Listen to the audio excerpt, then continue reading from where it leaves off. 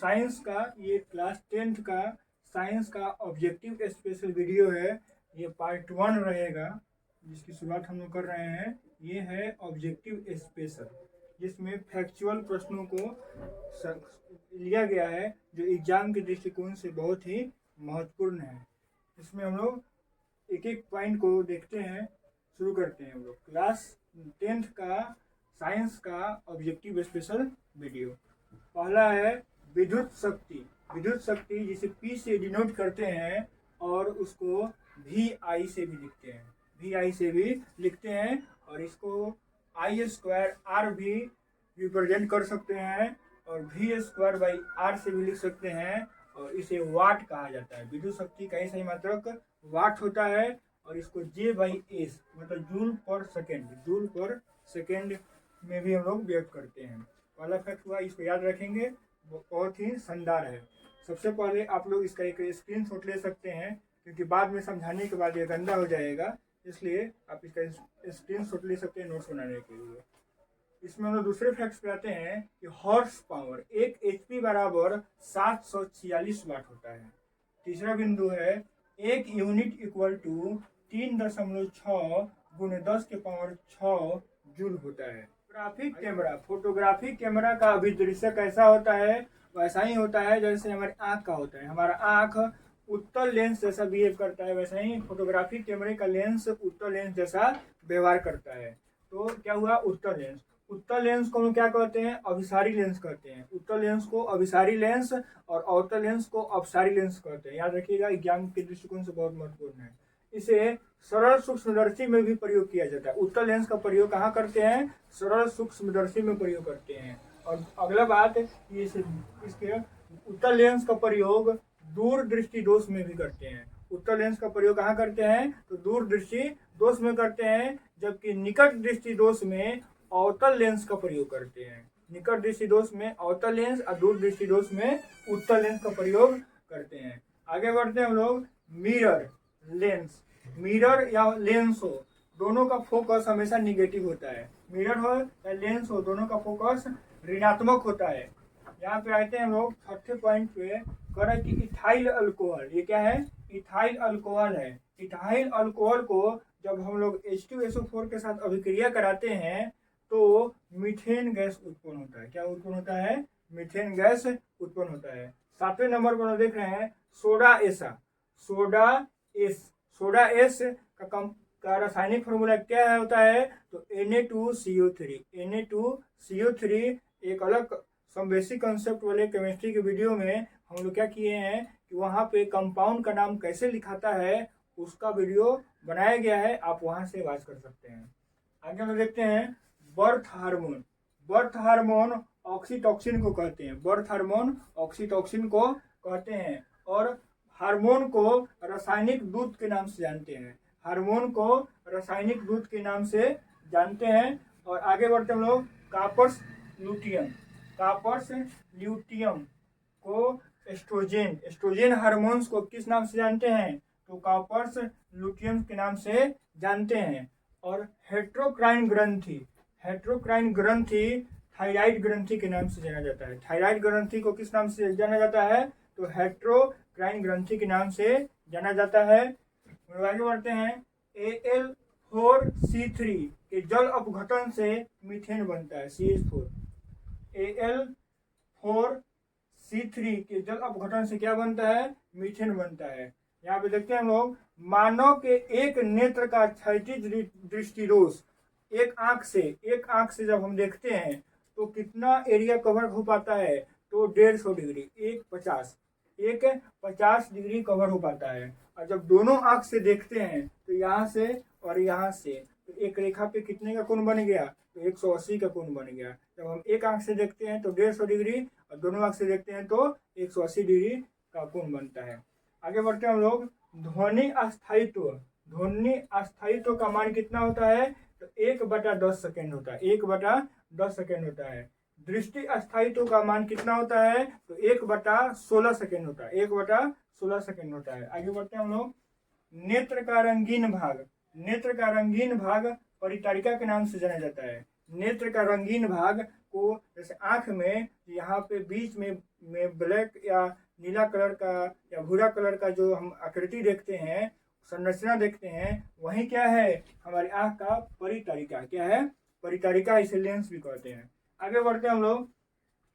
पुतली के साइज को नियंत्रित कौन करता है? पुतली के साइज को नियंत्रित कौन करता है? तो रेटिना करता है। ये सब एग्जाम के दृष्टिकोण से बहुत महत्वपूर्ण है, इसे याद रखेंगे।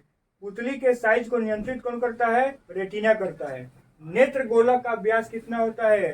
तो नेत्र गोलक का व्यास 2.3 सेंटीमीटर होता है। 2.3 सेंटीमीटर होता है। यहाँ पर यहाँ ध्वनि स्थायित्व का मतलब है कि 1/10 सेकेंड से अगर कम समय में अगर आपको कोई ध्वनि सुनाई देता है तो आपको स्पष्ट नहीं होगा। वैसा ही दृष्टि स्थायित्व का मतलब है कि 1/16 सेकंड से भी अगर कम समय में अगर कोई किसी चीज को आप देखते हैं तो आपको उस बात का अंतर स्पष्ट नहीं होगा। जैसे बारिश की बूंद को जब हम देखते हैं तो एक सरल रेखा, एक लाइन जैसा प्रतीत होता है, इसलिए क्योंकि बहुत तेजी से नीचे गिरता है, ड्रॉप में गिरता है, लेकिन इतना तेजी से गिरता है, इतना कम समय का अंतराल होता है कि हमारा आँख उसको सही तरीके से एडजस्ट नहीं कर पाता है, इसलिए वो एक लाइन जैसा दिखता है। आगे बढ़ते हैं हम लोग। नेत्र गोला का व्यास 2.3 सेंटीमीटर होता है। यहाँ पे निकट दृष्टि दोष ऊपर बोल चुके हैं। यहाँ पे देखिए, निकट दृष्टि दोष नेत्र गोलक का लंबा होना। नेत्र गोलक जब हमारा लंबा हो जाता है, बड़ा हो जाता है, तो कौन सा दृष्टि दोष होता है? निकट दृष्टि दोष होता है। और निकट दृष्टि दोष में दूर का वस्तु दिखाई नहीं देता है। निकट दृष्टि दोष में दूर का वस्तु दिखाई नहीं देता है, इसलिए हम लोग अवतल लेंस का प्रयोग करते हैं। और दूर दृष्टि दोष में नजदीक का वस्तु दिखाई नहीं देता है, इसलिए दूर दृष्टि दोष में उत्तल लेंस का प्रयोग करते हैं। उत्तल लेंस का प्रयोग करते हैं। फिर आगे बढ़ते हैं हम लोग। दूर दृष्टि विस्तार क्या है? तो निकट बिंदु और दूर बिंदु के बीच की दूरी को दृष्टि विस्तार कहते हैं। नोट कर लेंगे आप कॉपी में, नोटबुक में। मानव नेत्र के सबसे ऊपरी परत क्या होती है? मानव नेत्र की सबसे ऊपरी परत को स्क्लेरा कहते हैं। क्या कहते हैं? स्क्लेरा कहते हैं। आगे बढ़ते हम लोग 20वें नंबर पे। प्रिज्म 5 सतहों से घिरा होता है। प्रिज्म 5 सतहों से घिरा होता है। और कैसा सतह? तो त्रिभुजाकार सतह। 5 त्रिभुजाकार सतहों से प्रिज्म बनता है। रेनबो का भीतरी हिस्सा का रंग नीला या बैंगनी होता है। रेनबो का भीतरी हिस्सा का रंग नीला या बैंगनी होता है। फिर आगे बढ़ते हैं हम लोग। एमीटर और वोल्टमीटर। एमीटर और वोल्टमीटर। एमीटर श्रेणी क्रम में जुड़ा होता है और वोल्टमीटर समानांतर क्रम में जुड़ा होता है। आगे बढ़ते हैं हम लोग। यहाँ पे एक कूलाम में 6.25 × 10⁻18 इलेक्ट्रॉन होता है। एक कूलाम में 6.25 × 10⁻18 इलेक्ट्रॉन होता है।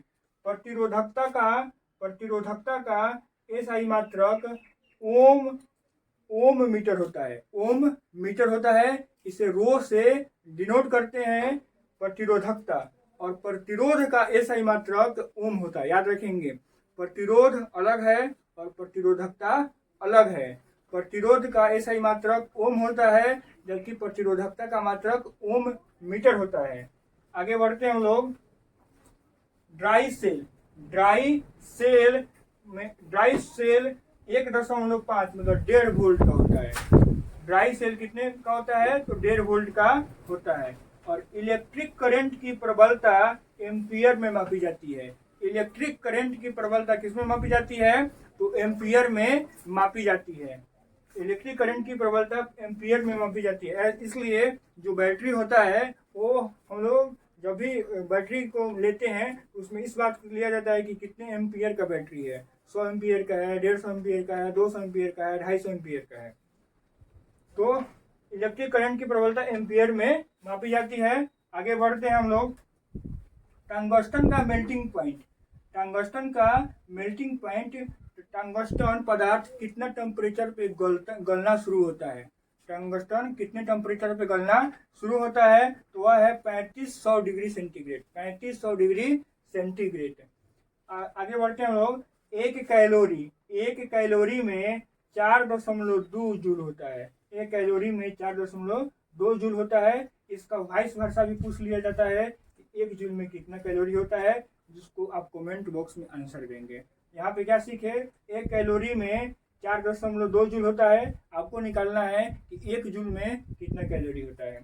विद्युत धारा के चुंबकीय प्रभाव की खोज किसने की थी, तो ओस्टर्ड ने की थी। किसने की थी, ओस्टर्ड ने की थी। विद्युत धारा के चुंबकीय प्रभाव की खोज ओस्टर्ड ने की थी।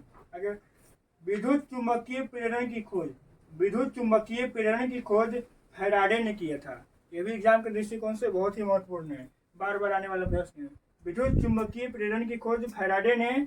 और right hand thumb rule, right hand thumb rule किसने दिया था, राइट हैंड थंब रूल दिया था मैक्सवेल ने। किसने दिया था, मैक्सवेल ने। इसका अलग अलग कंसेप्चुअल पार्ट का वीडियो अलग आएगा। ये क्या है, ऑब्जेक्टिव स्पेशल है, जिसमें सिर्फ महत्वपूर्ण फैक्ट्स को कवर किया जा रहा है। अलग अलग वीडियो में, कंसेप्चुअल वीडियो में एक एक चीज को समझाया जाता है। आगे हम लोग देखते हैं यहाँ पे एक टेस्ला का एसआई यूनिट क्या होता है, तो इसको कैसे रिप्रेजेंट करते हैं, तो 1 पर न्यूटन पर एम्पियर गुने मीटर।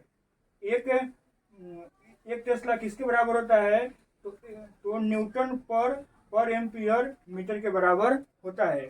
जो चुंबकीय क्षेत्र की प्रबलता है, चुंबकीय क्षेत्र की प्रबलता का एसआई यूनिट क्या है, तो टेस्ला है। चुंबकीय क्षेत्र की प्रबल तीव्रता का एसआई मात्रा क्या है, टेस्ला है, याद रखेंगे। और चुंबकीय फ्लक्स का एसआई मात्रा क्या है, वेबर है।